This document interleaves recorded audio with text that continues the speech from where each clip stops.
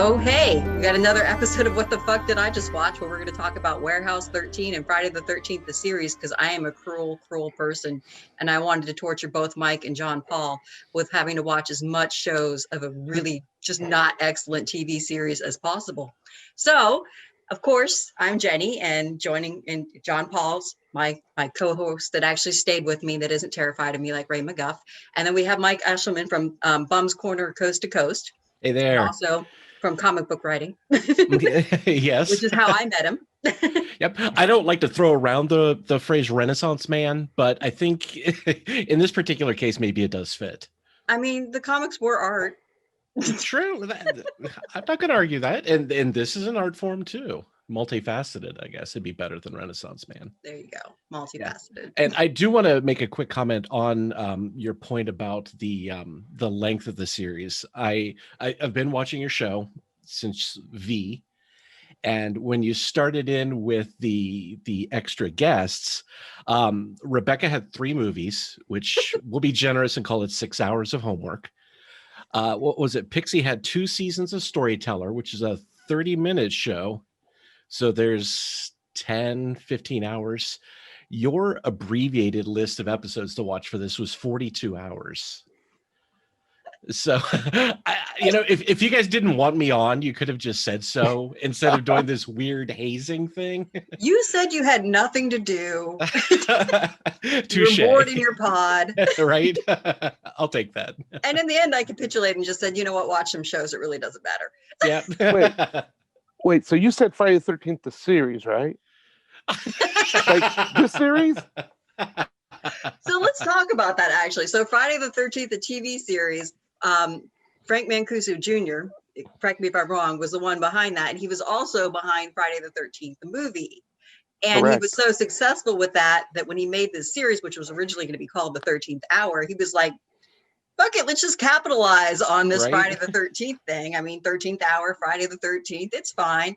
So most of us, well, at least me as a young kid, got suckered into watching it in the first place because we thought it was going to be some kind of series centered around like horror movies with Jason at like Camp Crystal Lake. And it wasn't. They lied. They lied to us. Had some little plan where they were maybe going to throw in one of the cursed artifacts as maybe going to be a hockey mask, but it never happened. So you never saw a tie-in to the movie ever. Right. And at least here in Columbus, since it was first run syndication, it was on like at 11:30 at night on Friday. So, this was a commitment to watch this show. So you were let down twice. You had to stay up late, and it had nothing to do with the movies at all. But I mean, it did grab me a little bit at first because it was kind of a unique concept in the sense that you had not just like an arc story, but like you had like this overarching story. So basically it was these 2 distantly related cousins inherit a curious goods shop, like a thrift store, basically a secondhand store from an uncle, Louis Vendredi, by the way. So his name was Friday, at least. So you had that. Who apparently had made a deal with Satan for immortality. And all he had to do was disperse these cursed objects out into the world, and he could live forever as long as he served Satan. And he decided he was not going to keep that deal. Like he just didn't want to serve Satan anymore. It wasn't because he cared about being evil or anything. And so he broke his deal. And so he died instantaneously at that point, and then continued to try to come back in a couple episodes where he was trying to come through a mirror, come through cursed objects himself to try to, cheat the devil, and never did successfully. And as far as I'm concerned, Chris Wiggins, who played Jack Marshak, the old dude right here in the corner over here. There you go. He is what made the show worth it to me. I thought he was excellent. And as a kid, I was just fascinated. He was like a kooky grandpa in a good way, like he knew all this cool occult shit. And he had unwittingly been dispersing the cursed objects. And when he found out, he was like, oh shit, this needs to stop. So he comes, to talk to these 2 guys over here after they enter the shop. It's like, you can't sell this shit. You got to get it back, man. No, this is bad. No bueno, no bueno. Right. He showed up the day after they had this huge blowout sale of all the stuff in the shop to try and clear it out and, take it as inheritance. If he had shown up a day earlier, this would have been a much shorter TV show. There's all in the vault. We're done. Right. Be like 2 weeks. Some of the stuff that had gotten out before. Right. Yeah. I mean, you're going to have the one-offs here and there, But if he had not dicked around for whatever he was doing for that one day, where they had this everything must go sidewalk sale of, Satan's remnants. One does wonder when the epiphany hit him. Like, was he was just suddenly out? It was like, shit, this stuff's evil. Right? So fire sale comes to mind, right? Right. Brimstone and fire sale. There you go. Which, to be fair, I don't know that I had cared. I was like, no, you know what? We sold it. Not my problem. Hey, Marshak, you want to take over the store and get your shit together? That's right. We'll sell the store to you. Here's the keys, brother. There'd be the shortest series ever with me in it. And I'm like, nope. These aren't my flying monkeys. I don't feel like this is my responsibility. But go ahead.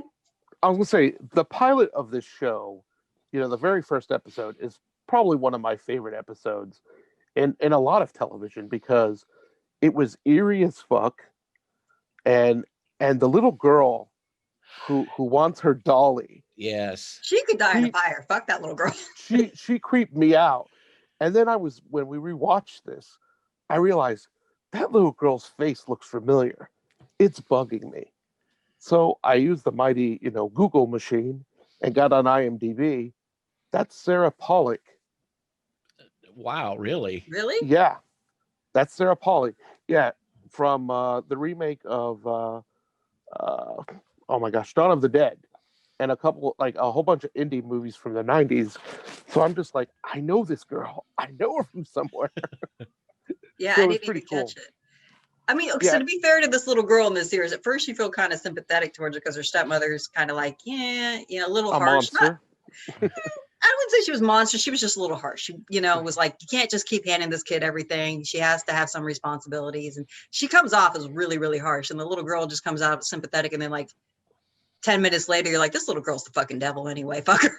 But her mom died. Right. Her mom died. So daddy was trying to make her feel better. You Right, can only punch that ticket. but then when she's so like, I'm many going to kill the times. nanny, I'm going to kill the neighbors, I'm going to kill everybody. Right, Stop feeling sorry for the little girl. Yeah. Like, all sympathy gets wiped away when you're like, wow, maybe she's just a spoiled ass. And I mean, maybe. I don't know. To be honest, I did love this series when it was on the first time in the late 80s. I mean, I was a teenager. It was late Friday nights, and it was just that element of creepiness that you didn't get in regular TV. But I went back maybe 5 years ago to try and watch it again. And during the golden age of television, it's hard to watch shows from that era and respect them for what they were at the time. It just, the low production value, the cheesiness of it got to me. And it just was not the same experience that I remember being a teenager in the 80s. it does not hold up as well at all. At all. I mean, you just very little research done into a lot of stuff, and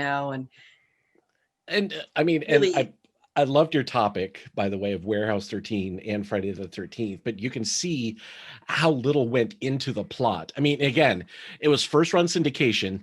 You caught this when you caught it. You could not have intricate stories spanning weeks on end. But you look at Warehouse 13 and there's so much into mythology and how things work.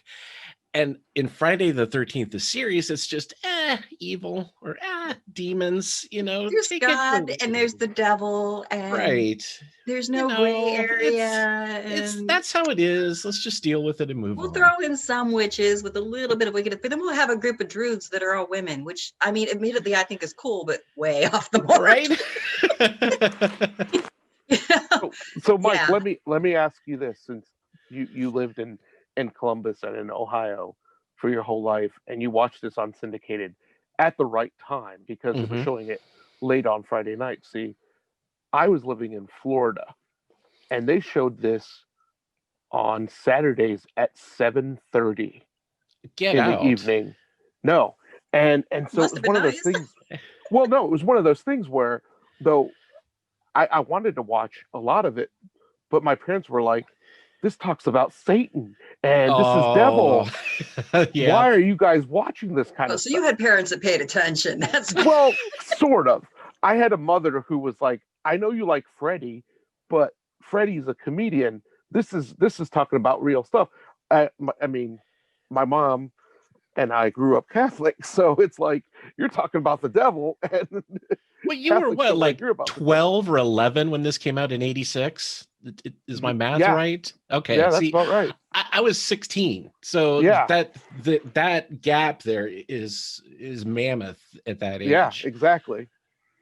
But it's interesting because as I was doing more research, also a lot of these shows that were syndicated and everything, in some places they would put them on, you know, like when I watched it at like 7 or 8, and then in the right time to put it after 9 or 10, right, is the right time that you should be putting on these shows. I mean, and I think that's why a lot of these shows failed. The Freddy show, I mean, even the new version of The Outer Limits failed, because when it was syndicated, it was like, let's just throw whatever. Right. But I mean, because we're old, we all remember, hey, we had your local, 4, 6, 10, and then your occasional Fox that showed up, which I think in most cases, this show showed up in the Fox syndicated stations, if I remember right. I honestly don't remember. That was a long time ago, man. I was 11. It's 11:30 at night. I got nothing. Yeah, right. But when you say Fox, I always like flash to that one Married with Children episode where they say Fox viewing position, and you see them like grab coat hangers and line up with. I mean, that's what it was, right? Exactly. Yep. So, but let's go back to the show. Yes.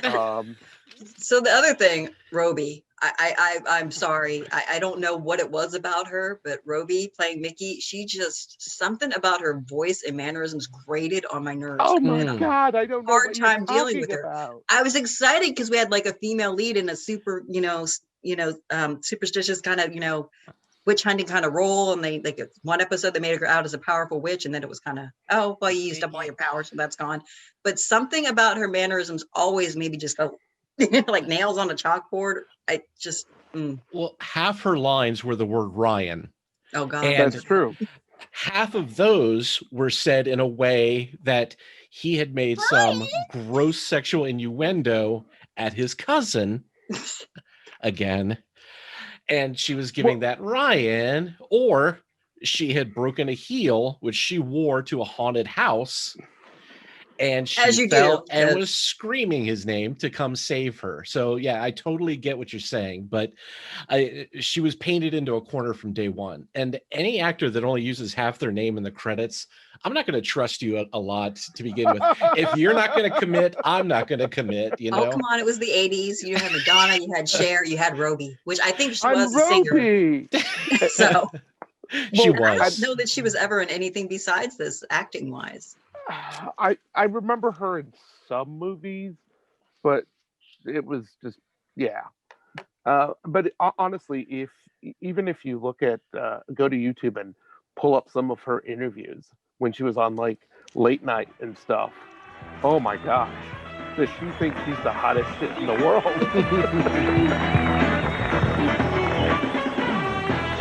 How are you?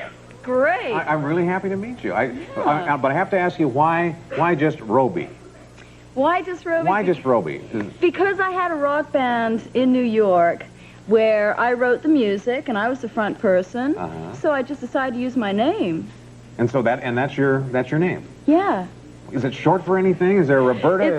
Okay, all right. It's my last name. Oh, it's your last name. Yeah. Okay. Well, it's very unique. It's a bit like Cher or I know that Tina Turner wants to go by Tina. But does she? Well, that's what I heard. But she should stay with Tina Turner, don't you think? Yeah, I think so. She's known like that. Okay. Well, Roby. Okay. Yeah. And now you mentioned you have a rock band. We know you as the actress or the actor in the television series. But now I'm told that you were in Paris with a band for a while. Yeah. You were a wild thing in those days. Excuse me, what? Well, isn't that right? Isn't that kind of right? Well, I had a band, a new wave band called Louise and the Creeps, a few years back. That's Louise right. and the Creeps. Yeah. Okay. And I also sang in the subways for a while. I guess that's maybe what you're referring to. You sang in the subway? Well, yeah, that's where the acoustics are incredible. Places like Odeon where the trains stop and you change over and you have this big square space where everything is reverb. Okay. So you really learn about your voice that way. It's incredible. And it's not dangerous down there to be singing in the subway? Not really during the daytime. I guess not. And you just got back from Jamaica. Did we interrupt your vacation? Yeah, man. You liked it, It was huh? cool, man. Cool runnings, yeah. Cool runnings? Yeah, these women cooled out. Really? See, now you look like you're what? You know, this happens to me when I get back from vacation. I'm just like this. You just don't feel like getting back to work. Is that how you feel? Well, sort of, except that I love to work. I love to work. So to come back, it's almost like a fantasy. How did you get into this Friday the 13th? These are movies that people get hurt. Well, it's not like the movies. This is a wonderful little show. It's really great TV. Everybody should watch it, all right? Really. So you're jazzed about this. All right. Okay. Frank Mancuso Jr., you know, he created this show that is really a super different little TV show. All I did was audition for it, you know. Did you scream in the audition? Did you? No. I just acted. I took a few chances. Probably undisciplined chances that worked, and it was great. Well, like what? What were some of the chances you took? Well, I remember at one point that I was supposed to be making a phone call, and I dropped to my knees and I started dialing, and I said, Mrs. Such and Such, are you in? Blah, blah, blah. Okay, well, listen, we think one of these objects is cursed. Now you have to, et cetera, and everybody's just sitting around, and I really got to their eye level. So I probably shouldn't be saying this, but I just felt as though it was the thing to do at the time, and I took a chance, and maybe it was that. I really don't know. Well, you know, girls got to have confidence. You know, you don't have to talk without it. That's half you of get it stomped right there. on one way or the other, so go for it. Yeah, you know? but I mean, just a and like you said, Jean-Paul, the pilot was fun. It was a great little show, but she was a piece of shit. I mean, literally, she and her fiance were packing their car to go to their rehearsal dinner. And she's like, hey, man, this uncle I've never met has left me this store out of town. I'll see you later. Yeah, and peace just out. booked. And didn't see him again for what, like 2 seasons? Like, oh, yeah, you. No, I think he showed back up periodically through season 1. Yeah, they made references to it. And he showed up and then like he dumped her and, you know, she was heartbroken because why didn't he want her anymore? You know, shocker. And meanwhile, Ryan, the creepy cousin, was like, but I love you. Yeah. Yeah, I never understood John DeLume's that. character, also kind of annoying. Like, really, Marshak was the only character annoying. that didn't grate on my fucking nerves. Yep. Because he fell in love with anything that didn't appear to have a dick. Like, any female that showed up on the show that was not 90.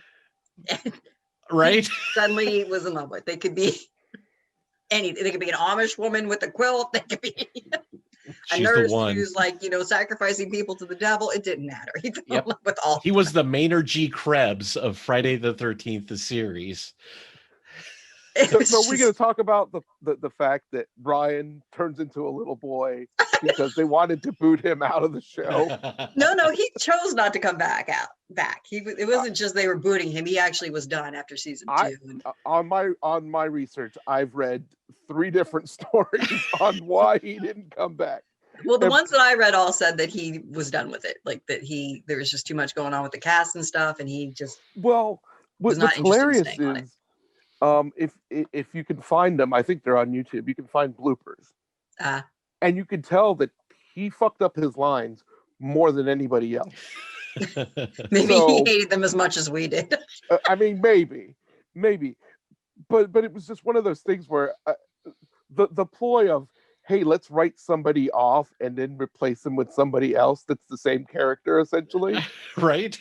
Only slightly dumber, if possible. What cracked me up is they didn't recast like they did in a lot of like shows in the 80s. They just recast it. It's like, look at me, I'm somebody else. Hey, Johnny was a sympathetic character, you know? He was. I mean, yes. He was as thin as a piece of paper, and there was no depth to him whatsoever. But at least he had a dead dad. I mean, yeah. Then he resurrects randomly at one point. Yeah. With the cursed object, because what could go wrong there? Exactly. But it just cracks me up because I'm like, they turned Ryan into a little boy. What the fuck? Which I think those 2 episodes were like amongst the worst of the series. They were just like horrible. like this whole prophecy that made no damn sense about a nun who's going to die. Right. You know, Demons. You know, and Ryan The ends up Book of being Satan. possessed and killing everybody. And to save him, he gets turned back into a small child, which coincidentally, just earlier in that episode, his mom showed back up, who apparently had abandoned him when he was 8. Convenient. You have a mother now. Yep. Hey, by the way, the kid you abandoned, here's take 2. Right. Mom, you left because my brother died. It's like, what? I mean, they just wrote, the writing was just so When you think terrible. about writing off a character, you generally don't think going that route. So you got to give him props for originality. Hey, like man, that. yeah. Fucking writing. If you're going to go with style. You're I just mean, like, let's just true. do something completely off the fucking rails. You know? But here's what's crazy. Okay, so he hated being on a TV show called Friday the 13th, right? So he wanted off, or whatever the story may be. Yeah. He shows up in Friday the 13th, the final chapter, Right. the Friday the 13th movie, with this man. My understanding is So- he was not proud of his decision. So I'm just I thinking, think he was what? happy with the paycheck, but not proud of his decision. Right. I mean, are we calling him a whore? I think he's a whore. I mean, bitch got to get paid. Come on. Yep. I guess. It just Times kind were of was lean. bonkers. I mean, well, let's before we move on, what was you guys, aside from the pilot, what was your other memorable episode? I wouldn't even say favorite, I'd just say memorable. The one that messed with me the most, because I didn't understand if they were transphobic, women hating, just I don't know what the fuck was going on in their minds when they wrote this, was Mesmer's Bauble. Did you guys watch this one? Yes, with Yes. Vanity. I don't know what they were doing, but basically what happens is you have this poor little geek boy who's ugly and like obsessed over this singer, and he gets in the way of a robbery of a pawn shop and ends up snagging this necklace that's called Mesmer's Bauble that basically grants your wish by sort of hypnotizing everybody else around you. I don't know. It's kind of Right. doesn't make a lot of sense. And so he slowly starts wishing his way up, like looks more attractive to get into the singer stuff. And you want to be sympathetic to him at first because you feel bad because, like, you know, these girls are just throwing him away because he's just ugly. But turns out like he's like just skeezy though. Like the first chance he has to talk to like the manager of the singer, he's like, what shampoo does she wear? How does she bathe? You know, like Right. creepy stalker shit that every woman whoever hears is like, no, we're gonna walk away from this. And then he ends up getting to the point where he's with the singer and he decides that it's not that he wants her, he wants to be her. So he makes that wish and Vanity dissolves into goo and he turns into Vanity and is on the stage, and then they rip the bauble off of him while he's performing. And it's very traumatic when you look through a lens. Like if you were a trans person watching this, I think you would be very unhappy and trying to and be pissed, because it's like, what are you like? I don't know if that was the analogy they were trying to make, but it was fucking awful and very just gross. And like that's the one that just made stuck no with me sense most. to Like, me. what the fuck were they doing with this? What? Right. Sorry. And yeah, I mean, I almost picked that as my, you know, very special episode just because it was so wrong on so many levels. The magic imbued in the bauble kept changing. The rules were not set in stone. And you know, when they showed him working at the little music shop, everybody thought he was this repulsive monster, and he just had acne. You know, It's a little oily. I mean, you don't need to murder all these people, dude. Just get some Clearasil and wait Wash until your your hair. 20s. Yeah, you'll be okay. It's going to be all right. But I did respect the wall of vanity that he had, like right in his living room too. He's not hiding this in a little shrine in his closet. This shit is above his fireplace. You know, like I'm obsessed with her, and I don't care who knows it. You know, the UPS guy, the mailman, anybody that comes to the door. If she ever vanishes, that's the first place they're gonna look. So, but what was your episode, since, you know, I stole Mesmer's Bauble from you? Oh, I went with the poison pen. It was the second episode of the first season, and I didn't pick it for altruistic reasons. I picked it because it really showed off how terrible the budget was on this, and again how poorly written the rules were. So what it was this magic pen where if somebody wrote down somebody's name and then says like died by fire, that person would catch on fire. So they turn it around on the guy that had the pen. He was a bishop or something in this little monastery, and he was supposed to die by guillotine, but he wasn't on the guillotine. So the blade is sort of like following him around and flying about the room. And it was terrible. But besides how awful it was, I think this had the most cringy, I want to see my cousin naked moments out of all of the episodes. Like they had to share a room in the monastery because, what is her name? Mickey was pretending to be a monk. So they're like, well, you two monks can bunk. And I was And, like, and it was just so wrong that there are so many, well, the shower's down there and we're almost out of hot water. Wink, wink. It's your cousin, bro, And I think, Jenny, you might have mentioned in one of the emails we had back and forth that they were cousins by marriage.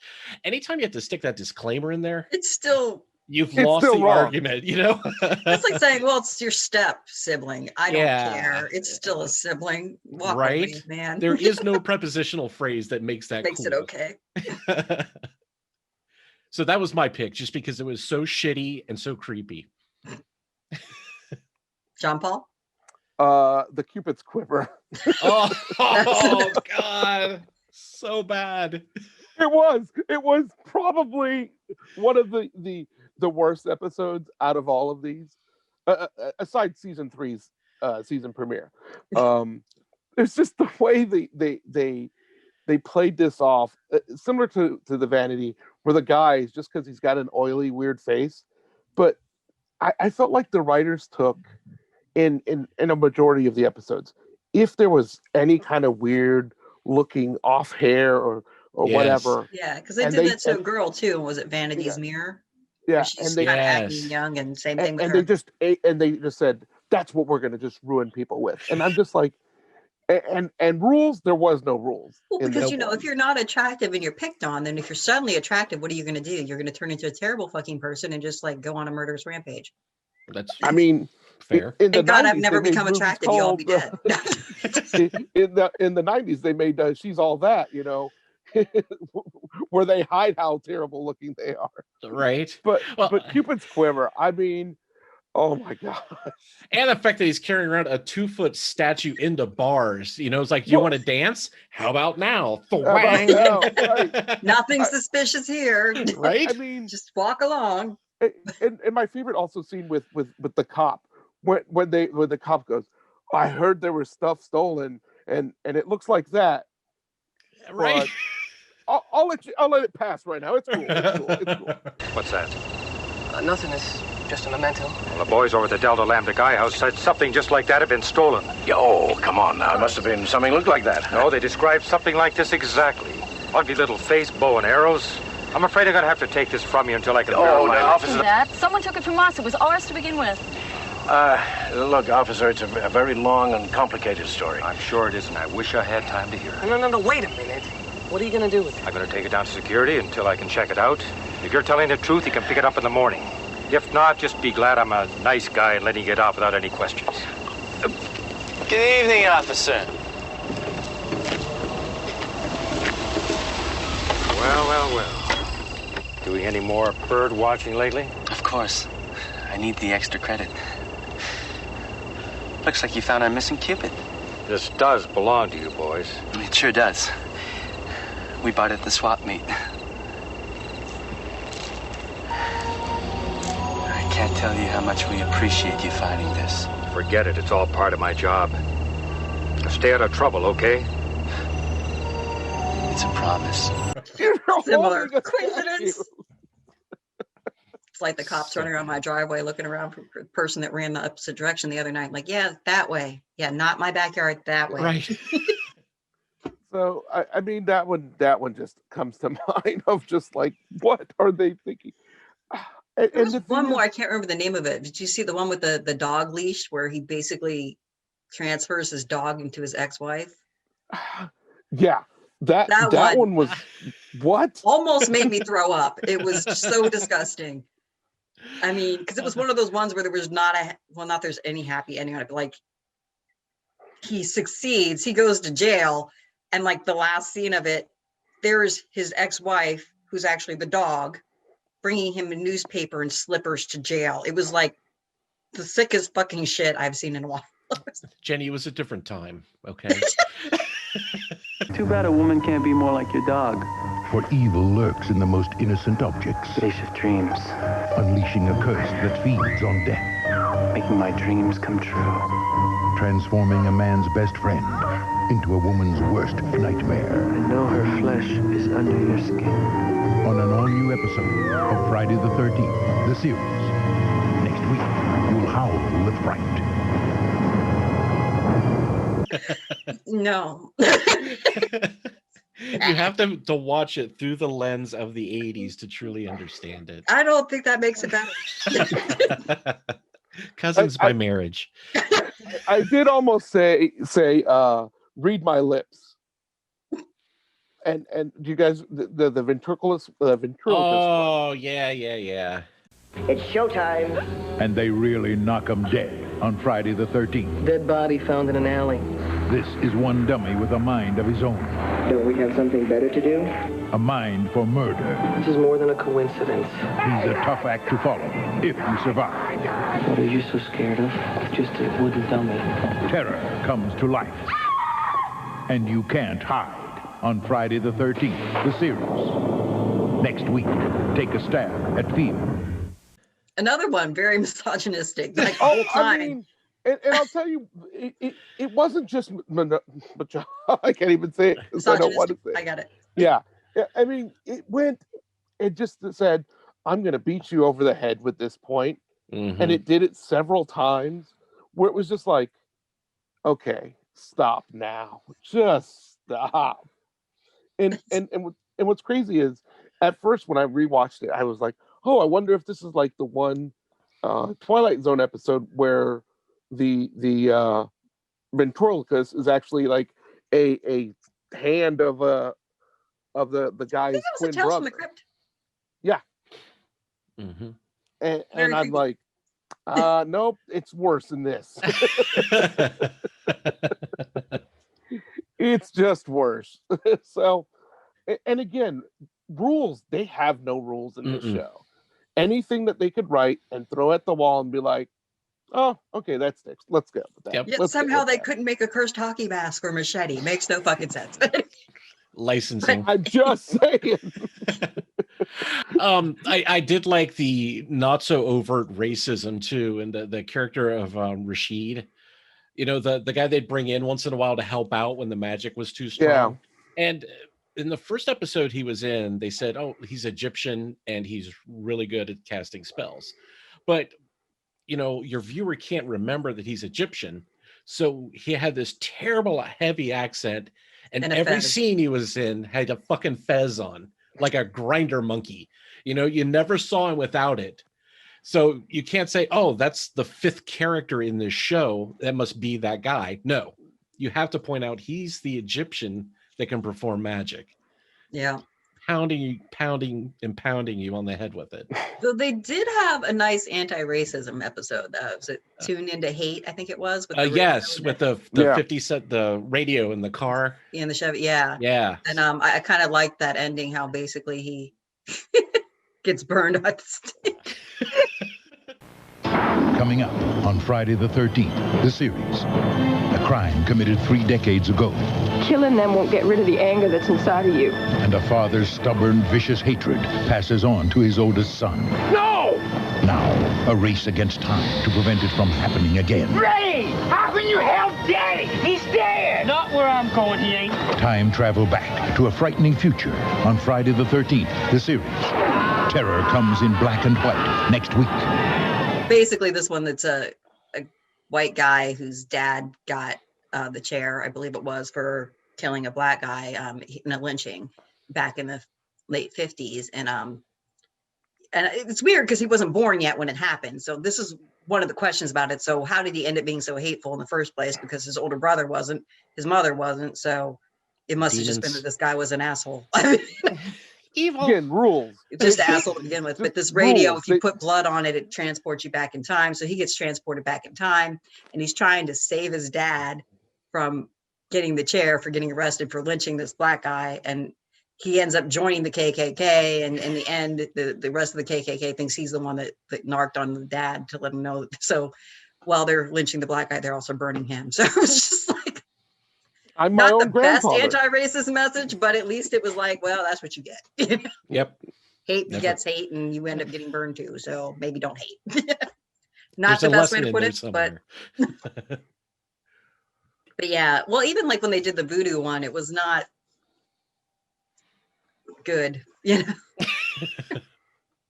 So, well, as you see often, a lot of times, anytime they try to represent voodoo in a series or a movie, it's white writers fantasizing about what they did. Again, you know, you as an adult were not the market they're trying to tap.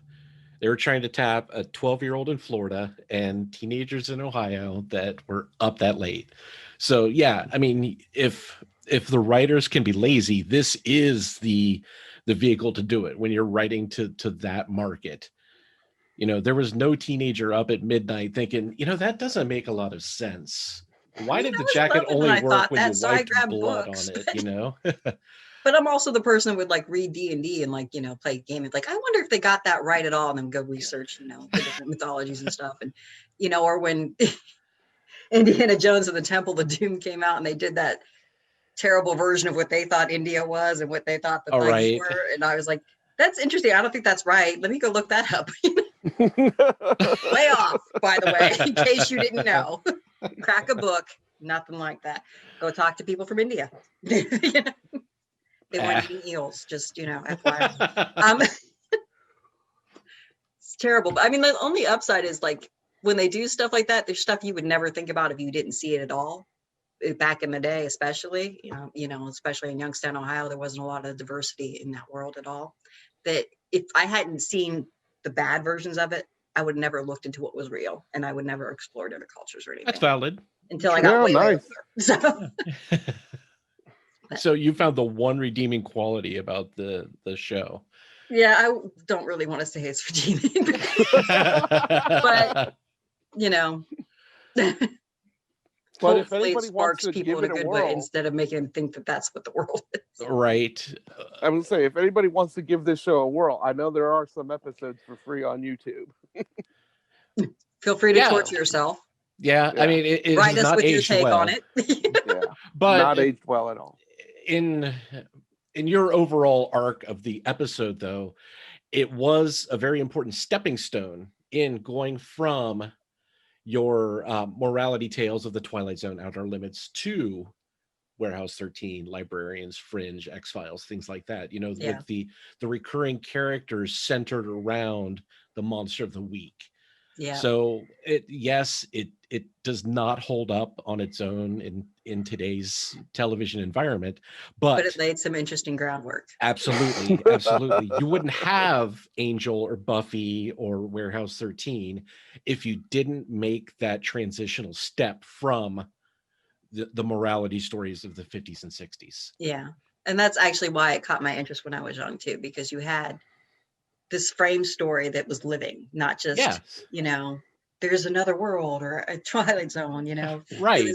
Here's this shop and here's what's going out of it, and we have the tales coming through that. And it's interesting in the way like the Hulk was interesting, where you had this overall tale where the Hulk's trying to like, you know, fix himself, but this was more in depth. It was not just, okay, as he's journeying, or Kane in Kung Fu. It was a better frame story, for lack of a better word. And it did, in my opinion. The Librarian movies, I think, did it much better. The Librarian series is my favorite of this kind of genre. But Warehouse 13 preceded the Librarian series. It did not precede the Librarian movie, but it did precede the series. And I guess it's a good segue into it. So when this first came out, it was in the 90s, late 90s, I think. Feel free to correct me. I didn't take real good notes this time. Go for it. Sounds good. But it might be early 2000s, actually. Late 90s, early 2000s. 2009, actually. All right. So mid 2000s, excuse me. But I'm cheating. I've got it up. Yay! John Paul finally gets it up. No, I'm sorry. Wow. Kate will be so happy. I didn't know it was this kind of show. Wow, my wife is watched totally it. not going to watch this episode. Don't lie, Thumbs Mike, down. you watch Thumbs other down. episodes. My notes are worthless now. No, so Warehouse 13 was not serious at all, but it would throw in this real deep shit in the middle of it, though. You know, like, when is it okay to use this stuff? What happens when somebody goes evil? How do you recover from it? You know, where's the line? Who's redeemable? Who isn't? And which is why my hey, watch these went crazy, because one, there's so many arching stories throughout the seasons that if you really want to follow what's going on, you have to watch a lot of episodes. Yes. There's just so much. And two, it's really interesting, you know, when you watch the arcs go. Oh yeah, absolutely. Episode to episode's not so fascinating, but when they throw in these little arcs, like they had what they kept calling the female H.G. Wells, which is how they refer to her almost through the whole series. Right. They rarely say her name. It's just the female H.G. Wells. You know, here she's supposed to be this vile, evil character, but it turns out she's really not so evil. She's just obsessed with trying to bring her daughter back to life, basically, or saving her. And so you have these arcs where she's like doing terrible shit and then stops and does a really great thing and does terrible shit and then saves somebody's life. And in the end, she ends up being like a hero. But then you had like their previous partner that ends up just being this capitalist jerk who's just trying to make money off of all the stuff and ends up just being terrible till like almost the very end when he dies. And then he ends up being like, oh, maybe I'm the bad guy. Right. And then you have Artie, who's like the good guy all along until he's taken over, sort of. Yes, that's yeah. Okay, that's a good way to put it. You know, well, you see, this is like a lot. It's really hard. But the general premise of Warehouse 13 is there's basically an Area 51 / Hangar 17, if you know the date and reference. But it's an actual warehouse that exists, but doesn't. Like, you can't just get into it. And it's much like in the library movies and the library series, it's endless. Like, it becomes the size it needs to be, and it makes the storage space that needs to happen to store these artifacts. Where Friday the 13th, they were cursed. These are just imbued artifacts. They don't necessarily mean that they're cursed all the time, though they do often refer to them as cursed, but they're just magic artifacts. And in the wrong hands could be evil, and some of them are just intrinsically evil. And they're all extremely powerful. And they recruit mostly based on the country they're in, is kind of my understanding of it. So this evolution of the warehouse, which there had been 12 warehouses before Warehouse 13, hence Warehouse 13, is in the United States. So they ended up recruiting from Secret Services, correct me? Yes. So people that were guarding the president suddenly are now going after these artifacts because they were the best of the best. One, because he was intuitive, and the other because she was very just good and procedural and got things done systemically. There's my word I can't say today.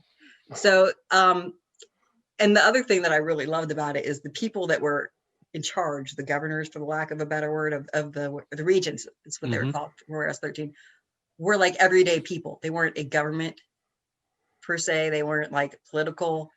And there's this wonderful episode where basically Artie's sitting in a restaurant with his regent for Warehouse 13, and he's just sitting there. They're about to have some pie. They're talking about things that happen and whether or not things should be going forward. I forgot exactly what triggered this one because there was, like I said, a lot going on in these episodes, and I watched all 4 seasons and they kind of blended together in my head.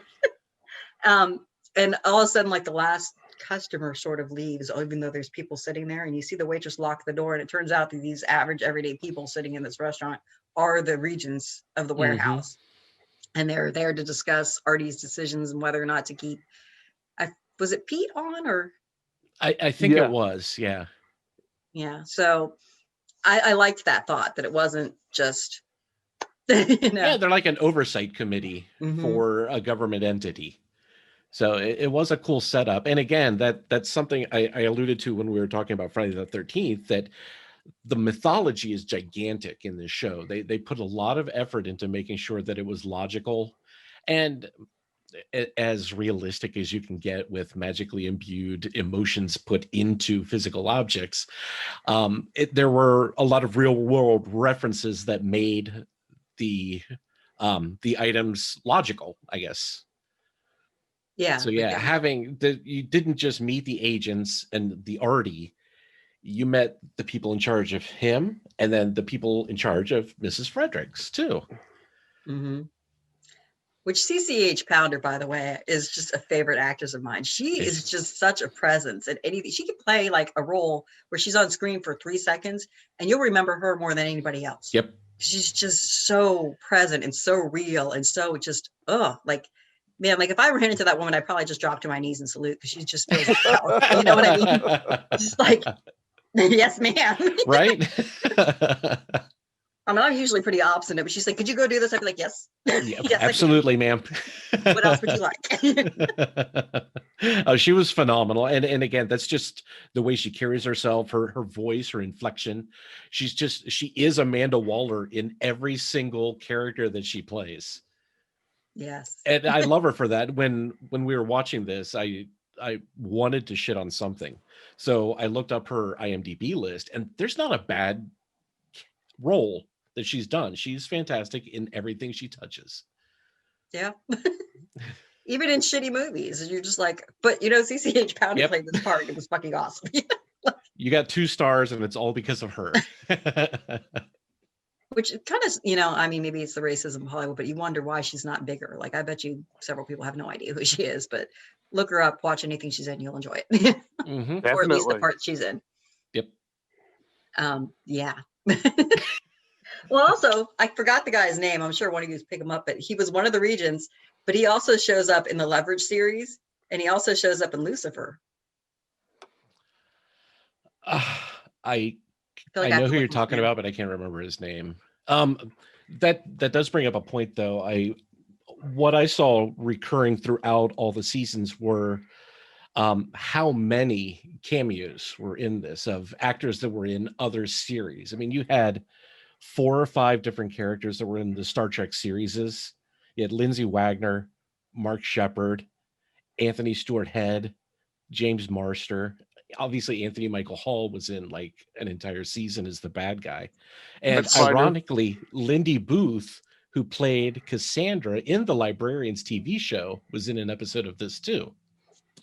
So they tip their hat to the science fiction history behind them as well. And I thought that was very respectful of the genre. Mark Shepard, that's the guy's name I was thinking. Okay, yes. Yeah. Sorry. No. Actually, Saul Rubinek, who plays Artie, shows up in Leverage as well. He was like, I think the premiere, wasn't it? He was the bad guy. He shows back up. Yep. So you have this crossover happening. And plus, was it Eureka? Was that the other show on Sci-Fi at the same time where they did a couple crossovers with the characters too? So yes, it was well done. I liked it. Like one of the characters that ended up in Eureka got introduced in Warehouse 13, and then you had the little tech guy from Eureka who kept, what was it, Harriet Beecher's tea set or something like that. That he ended up making into a virtual reality game, which just was a bad plan. Right. But that was one of my favorite episodes. It was cheesy and corny as hell, but that was just hilarious because it's just like you could just see this being the problem with gamer boys, right? Right. I loved everything about it. The cast was fantastic. The storylines were fun, and it was lighthearted, I guess. It wasn't necessarily funny all the time, but it was more charismatic than something like a Fringe or an X-Files. That was a lot darker throughout the course of the series. This was fun. It was just a joy to watch. Yeah. Well, and then it was kind of hit you harder when they had those dark moments, like when a character ends up. Oh yeah, absolutely. But Warehouse 13, why?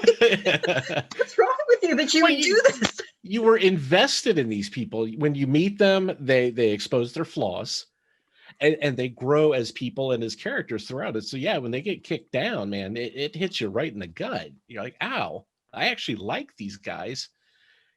Go pick on Roby. She's a bitch, Several people could have died in Friday the 13th series, but not Warehouse 13. Nope. Yeah. But one of my biggest disappointments, so I had loved at first where you just had Pete and why can't I remember the female character's name? Micah.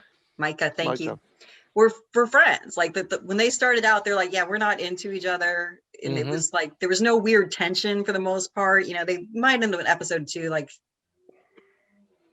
there was a little, but it was never like, do they, don't they, do they? They were just like, no, we're Right. friends. They had separate, love interests outside of it. They were supportive of each other's love interests. In fact, in one episode, they switched bodies and they helped out each other's relationships. Yes. Which I thought was awesome. And then they ended the whole series with them, oh no, we're truly in love with each other. Not like I love my friends kind of way, but no, we're really romantically in love with each other. I'm like, dude, can't we just have something? I mean, really, men and women can be friends and not have some weird resentment or friend zone issues about it. There's just friends. It's okay to do that. That felt forced. Yeah. At the end, because they went through so much effort to create this brotherly, sisterly relationship between the two of them, and then to just completely unwind that at the end. I don't know. I didn't see any of those characters needing that happy ending. I mean, they were both pretty independent. Micah got over her father issues throughout the series and was her own person by the end of it. She didn't necessarily need Pete to make her whole or complete or whatever it is. Pete had gotten over his mommy issues. So yep. Ironically, yeah. And they had thriving relationships for the most part outside of it a little, I mean, it was just not needed. And then I also felt that it was kind of forced with was Aaron Ashmore's character. They decided he was gay. And I think you could have got a gay actor then, Oh, Jinx. Yeah. Agent Jinx. So I agree with you guys' point, except the fact that they had probably my favorite episode of the whole series when they decided to do Savage Seduction, which is the one where they all go inside and into a telenovela. Oh God, that was hilarious. That was a mess. That was towards the end of the series too. So exactly, yeah. And that's when a lot of those revelations came out, because when Jinx in that episode they split his body into two. Yes. One of his alter egos is a gay man. Thought that was somewhere else where they split. No, he was gay the whole time. It just he came out in the earlier episode. Yeah, but I meant when they did that full reveal of here's this. No, like his personality split into two bodies. One was a super queen one, and the other one was just like gay, capital G gay. Yeah, was the because that happened at a frat house. I don't think it was the telenovela one. That was the same episode. That was the same episode. Oh, but he wasn't in the novella. He wasn't in the. Okay. That's right. He was not. But it's the same episode, and that's also when they did the love interest, because at the end of that episode, I forget the character's name who was pregnant at the time, and they made a good joke in the telenovela. It was Pete's ex-girlfriend. I forgot her name too. Yeah, and she was like, "Oh, it's because you love your partner," and it was like, "What?" And I think that's where they decided to give the seeds of this is how this show's going to end. Yeah, but up until then, I just thought. No, I agree with you. But I love that episode so much. It was so corny and beautiful. Well, it was a telenovela, so John Paul was probably having a blast watching that. Considering I had a blast because you could tell that one, aside the fact that they're really great actors in this, they really tried to learn Spanish, and so they weren't perfect at it, but they did a hell of a job. And I was like, "Holy crap!" Because I turned off the subtitles and I just listened to them. I'm like, they're actually really speaking. So I was like, this John is Paul, so remind great. me, didn't your mom name you John Paul because of a telenovela? That is correct. Yep. The character's name was Jean Paul, and she loved that guy. So that's my name. It's beautiful, man. It's so beautiful. I mean, yeah, it's not to pick. It's a much better story as to than why I have the first name Jenny. So, I mean, which is, they just figured everybody would call me that anyway. Wow. Depressing story, fun story. Holy shit. Wow. But I feel terrible now. I'm sorry. That's awful. I cry about it I will night, admit but it's all right. Rewatching this show, I realized something though. The very first season, I think they were trying to be a serious show with sprinkled a little humor. And then as it progressed, they just went, let's add more. And then, the last season, you get the telenovela episode. Well, and this is during that time frame too, where sci-fi was canceling shit on a whim. So your writers are always writing as if this is your last season. So, and that's where that craziness comes in. I mean, yeah, you're given your season 1. That's an easy one. Season 2, probably. But after that, you might as well just go all in with the weirdness and the craziness, because you have no idea when it's going to end. See, I kind of thought it was the opposite way. I kind of thought that it was meant to be funny and they started sprinkling seriousness into it. Because if you think about it, around that time, sci-fi was experimenting with a lot of different series, and Farscape was working pretty well and it was more light, and then it got darker, Mm-hmm. And then you had like Invisible Man and the first wave and stuff that was kind of darker but didn't last. So I kind of thought Warehouse 13 was their not Muppet version of Farscape, for lack of a better way of looking at it. And they were trying to keep it light, and then they just kept getting darker and darker. Then they get light and then darker and light. See, I thought it was sort of like the anti-X-Files, where you have the same setup, but it's not all conspiracy theories and darkness and doom and gloom. Yes, this whole thing is a conspiracy theory. It's a living, breathing warehouse out in the middle of the desert. But hey, that's no reason we can't have fun with it. Was that one episode where they got super drunk and she had like Marilyn Monroe's hairbrush and they froze Jinx's character? Oh, yes. And the whole thing was that they were trying to remember, and they knew that they would be able to figure out the clues because no matter what they did, they wouldn't sleep together. Right. So that was the linchpin. So the first question is, why are we naked in bed together? Yes. This can't be right. And then... So let's work backwards from there. Yeah, it was so fun. And you brought it up too. They had the body swap. But they didn't just have a body swap. Micah got drunk beforehand. And when they swap, Pete, who's a recovering alcoholic, jumps into her inebriated body. It's not something that's explored in all of these other shows that look at that. Like, wow, that's kind of deep. Was Pete, was he technically drunk? Or was he just riding around in a Micah-shaped vehicle that happened to be inebriated? Right. And how does that affect him when he goes back into his own body? Exactly. Drank it so long? Right. Yeah. Yeah, so I thought that was fun. And yeah, and again, whenever you have this body swap, you can tell actors work together a lot because they pick up the mannerisms and the dialects and how they walk and everything. But that one was fun too, because at the very end of that, they started like switching really fast too. Like they had to solve, was it like break a statue or something stupid like that to get it to stop, or put the statue in the bag. But they kept swapping bodies every minute. So no matter what they were doing, they knew, I got to keep an eye on this other person because I'm going to be over on that side of the room here in a couple seconds, and we still need to reach our goal. So I thought that was a lot of fun. Yeah. John Paul, did you have a favorite episode or anyone that jumped out at you besides the telenovela one? I mean, obviously. Like I said, I absolutely love the telenovela one. It was just so perfect the way they played it. I don't know. Like I said, I was so pleased that they wanted to, like you said, they wanted to act. You could tell that they had good chemistry. And again, in this, they decided we're going to try to learn Spanish. And even if we butcher a word here or there, we're going to act. And they did. It had me going. And the scene where, they kind of like the body swap where they could remember who they had if they had these lapels. And by touching them, and every time, they touch it, and then the brush of wind would come and go, Olay! I mean, every time I was just like, Olay! and what's hilarious is I watched a lot of these, and my wife would be like, this looks interesting. I go, all right, we got something to binge together now. So now she wants to watch the show.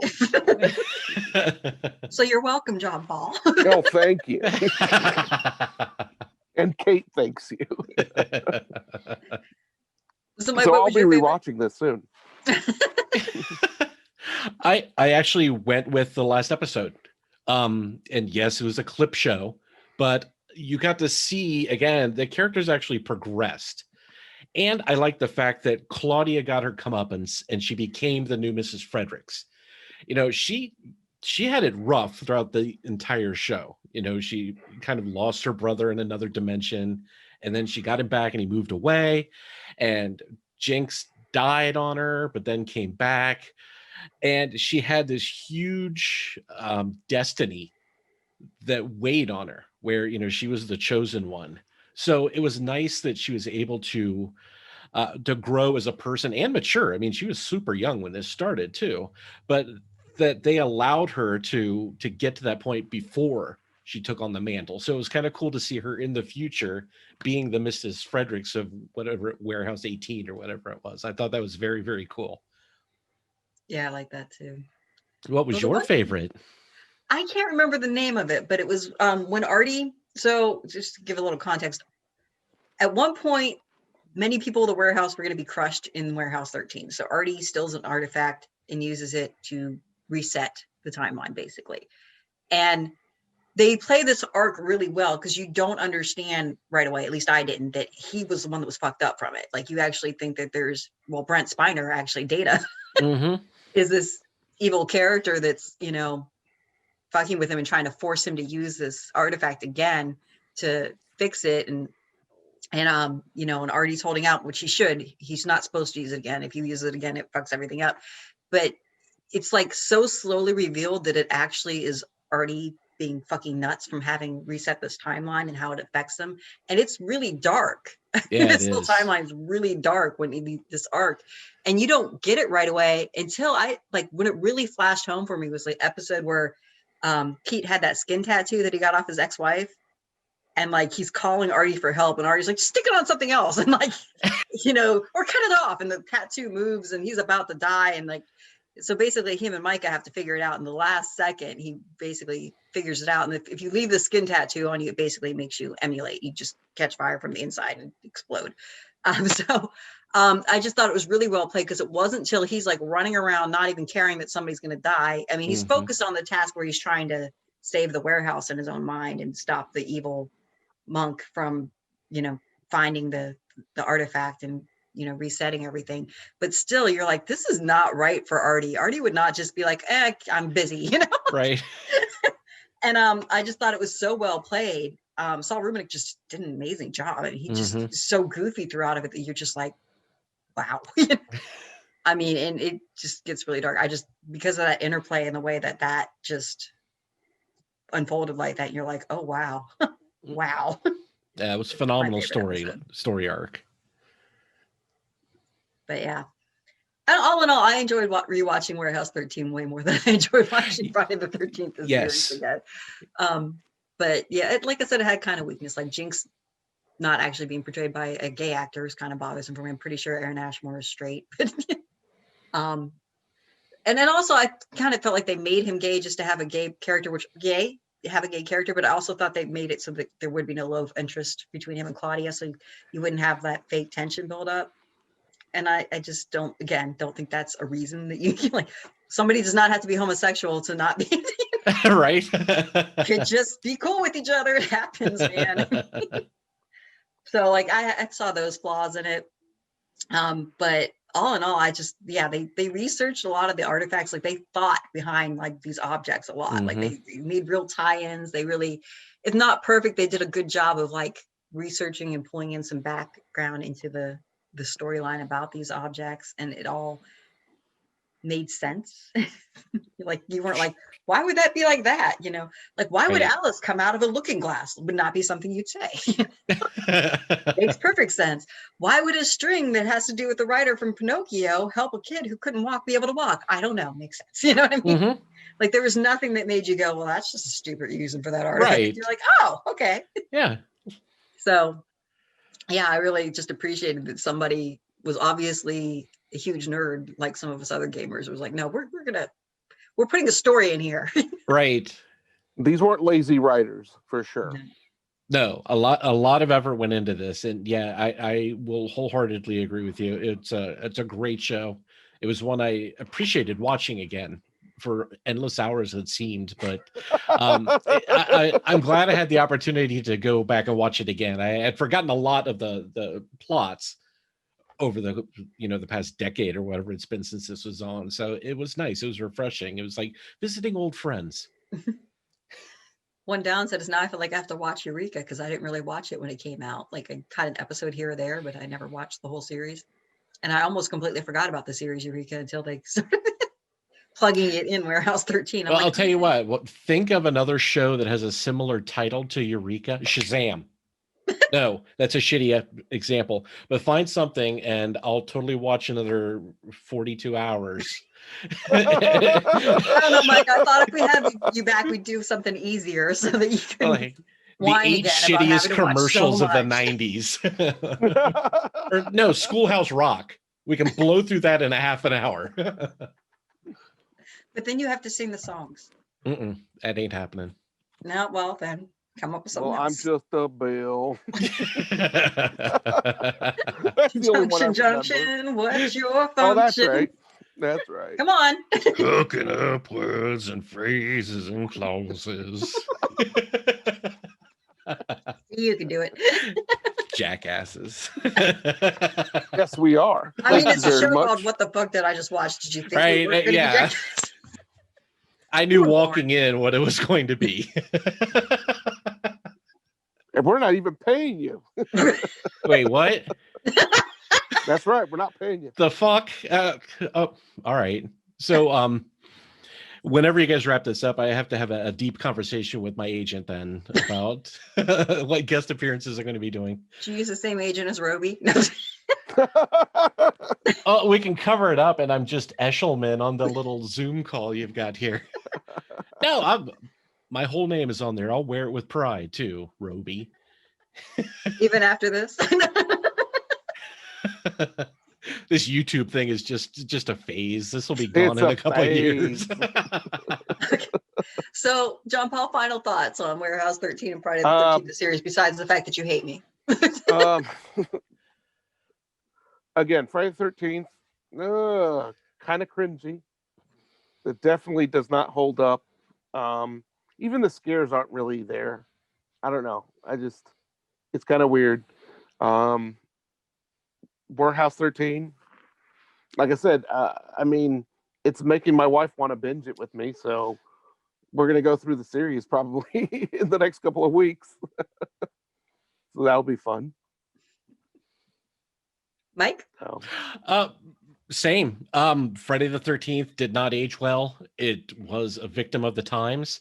But again, it's a necessary step to jump from an era where there were no VCRs to the streaming world now where you can have storylines that last for 20 weeks. So will I watch it again? Absolutely not.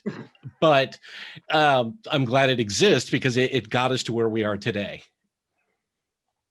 So yeah, similar. Other than I think Friday the 13th, the series can make for a fun drinking game. Like you can, like anytime she whines the word Ryan, you can just drink. Oh shit. So there's Where that. were you like 8 weeks ago when I started this? That would have been fun. Because you'd be really, really drunk. Yeah, that's right. I was blacked out. Where do you Like think? there's some, I don't know. I thought I watched it, but now I just remember vomiting a lot. So he yeah, now has a drinking problem. I'd say it's worth watching an episode or two just for Chris Wiggins. I mean, just him as Marshak, I thought was just, he did a really kind of intense kind of job at that. Mm-hmm. It seems super out of place with the rest of the cast. But, you know, and again, as you know, the harbinger of Leverage and Librarians and Warehouse 13 and all that, it's worth, like I said, maybe watching the pilot. Don't put yourself through more than that, though. The blooper reels are great. Oh, I'm telling you. Go find the blooper reels. Watch the blooper reels. That's fair. I really did enjoy Warehouse 13. The one thing I would say is because there's so many episodes, after a while they hit as very formulaic, so you get a little annoyed with them after a while. So in your binge watching, you might want to put something in between there, John Paul. But I mean, the storyline's really good. The thoughts behind the artifacts really good. The acting phenomenal. I mean, it's binge worthy. It's worth watching for sure. And, and really, when you think about it, actually, if you want to do another comparison, this and then watch the Librarian series. Oh yes. That's maybe throw Leverage in between. So the Warehouse 13, Leverage, and then Librarians, which is basically Warehouse 13 and Leverage with magic. Pretty much, yeah. All right, that's fair. Yeah. And it seems like a theme that somebody you might have a crush on from one of those shows. I don't know. Didn't they have some crossover actors from that show? From Leverage into Librarians, or from Librarians and Warehouse 13? The Leverage and the Librarians. Yes, Christian Kane, which is there you go. I love watching him fight. I'm not gonna lie. I was gonna say, I know you have a crush on him. Watching him fight, I'm like, oh, that's nice. Can watch this some more. Beat some more people up, Christian. Thank you. I knew you had a crush on him. I thought you were talking about your crush on Noah Wiley. Sorry. Oh, I do have a crush on Noah Wiley. But he wasn't in Leverage, so I'm sorry. I know. He was just in the Librarians and ER and Fallen Skies. He was just in ER. You say that like it's just a blip on his career. I know. It made his career. I mean, what's hilarious is, not to get into ER, because I do love that show, but the fact that when he leaves and then comes back, the ratings just go back up. Right. And the show ends with him. It's not about George Clooney. It's not about anybody else. It really is about Noah Wiley if you watch all of ER. No, I won't watch all of ER. I watched a few episodes. It was nice, but not enough to make me want to watch the whole fucking thing. No, I think when the same doctor got hit by a fucking helicopter twice is when I checked out. Now, did they decapitate him and then reattach the head and put him back, or no? Just his arm. He got his arm cut off, and then it was either a robot arm or his same arm. But then, like a season later, he got hit by another helicopter. I'm like, you know what? I'm done. This is enough for me. Bring back Noah Wiley, and I'll stop in. He kind of deserved it. On that note. For another time. This is the danger of the show. We just have so much fun talking. It just goes everywhere.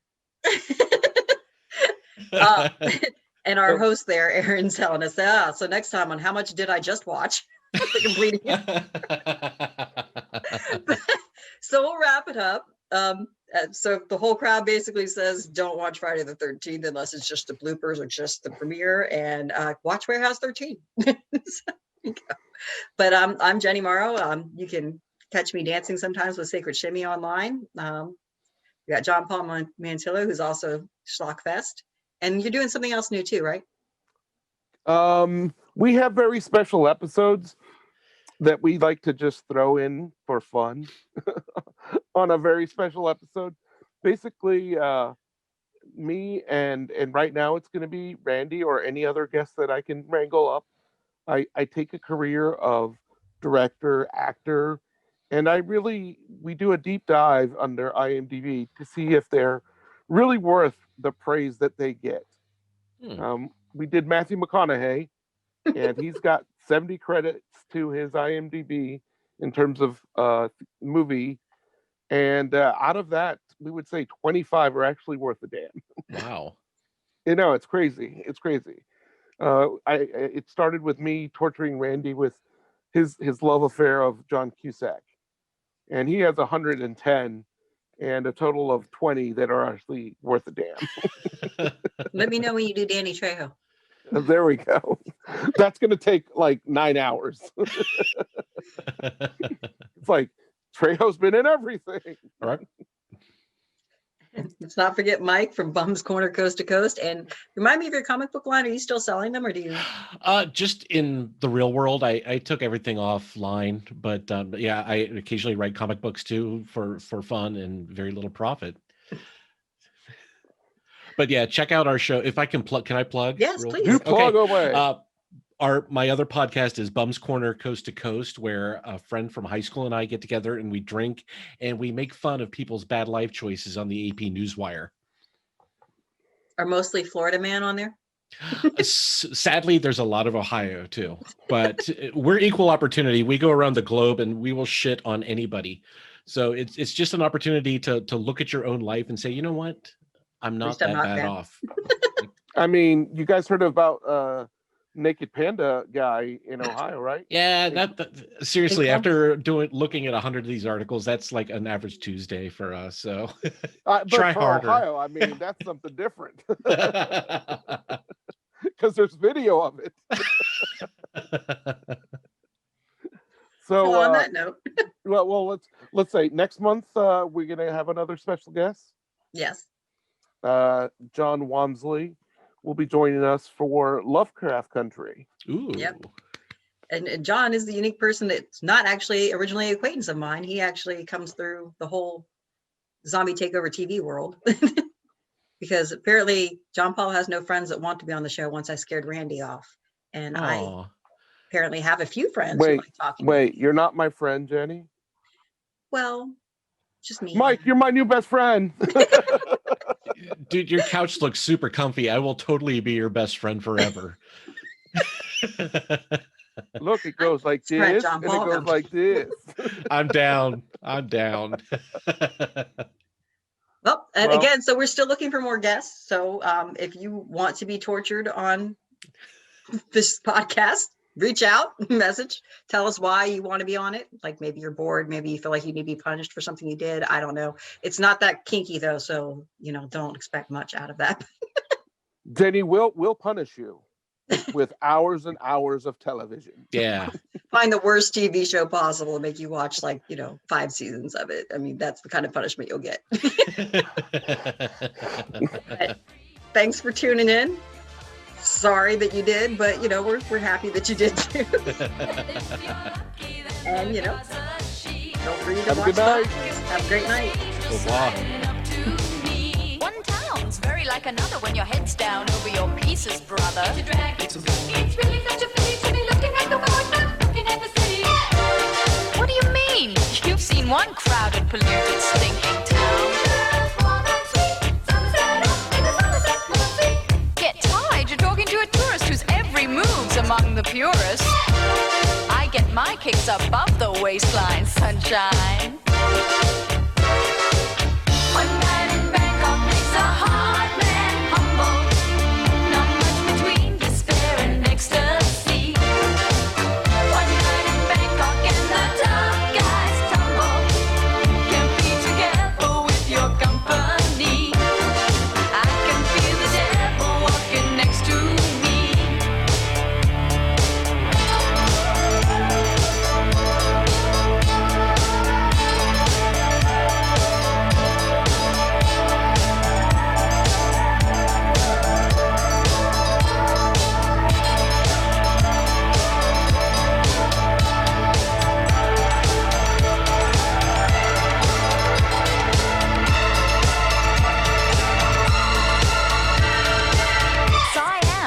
Be the witness to the ultimate test of cerebral fitness. This grips me more than would a muddy old river or a